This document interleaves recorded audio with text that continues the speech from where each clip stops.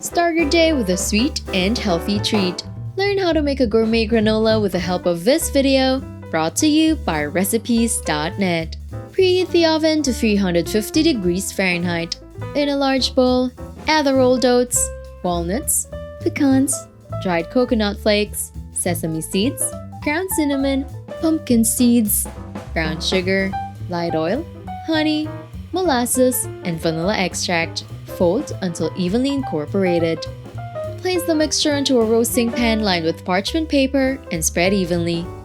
Bake for 15 to 20 minutes until lightly crisp and brown, then allow to cool down completely. Transfer the toasted mixture into a large bowl, then add in the dried dates and dried raisins. Serve with a glass of milk and fresh mixed berries.